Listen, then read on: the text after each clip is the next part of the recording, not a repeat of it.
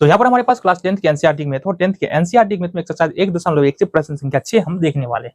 प्रश्न हमारा व्याख्या कीजिए कि 7 गुने 11 गुने 13 प्लस 13 और 7 गुने 6 गुने 5 गुने 4 गुने 3 गुने 2 गुने 1 प्लस 5 जो है वो भाज्य संख्या है। तो इसके लिए हमको समझना पड़ेगा, एक बात तुम ध्यान रखना कि 15 एक भाज्य संख्या, क्यों भाज्य संख्या है? क्योंकि इसको 3 गुने 5 के रूप में लिखा जा सकता है। 16 एक भाज्य संख्या है क्योंकि इसको 8 गुने 2 के रूप में लिखा जा सकता है, मतलब जिसका गुणनखंड हो सकता है वो भाज्य संख्या है। तो हमको बस यही दिखाना है कि इसका कोई ना कोई गुणनखंड है। तो सपोज हमने माना यहां पर माना कि a बराबर 7 गुने 11 गुने 13 और प्लस में हमारे पास 13 है।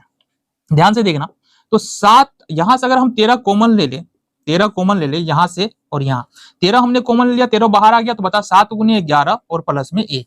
तो कहने का मतलब 13 है और गुने 11 7 77 और 1 78। यहां पर देखो a को हम किस रूप में लिख रहे हैं? गुणनखंड के रूप में लिख रहे हैं, मतलब a का कोई ना कोई गुणनखंड है। यहां लिखेंगे a का 2 गुणनखंड, अभी तो और भी निकल सकता है बट 2 गुणनखंड 13 और 78 है, अतः a भाज्य है।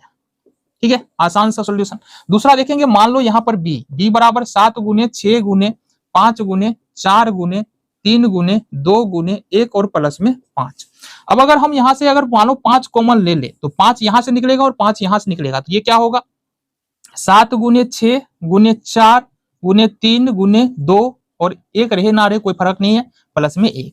अब इसको गुना करते हैं, गुना करो जरा, 7 छाके 42 या ऐसे करो 3 दूना 6, 6 चौका 24 और 24 छाके कितना हो जाएगा जरा बताना? 24 20 छाके 120 और 6 चौका 24 144 और 144 सत्ते 144 सत्ते 7 चौका 28 का 8 हासिल 2 7 चौका 28 2 30 का 0 हासिल 3 7 का 7 3 108 1008 हो जाएगा ना। हाँ, ये होगा 1008 और प्लस में 1 है ना, तो प्लस में 1 कर लेंगे। ये हमारा आ रहा है 5 गुने 1009।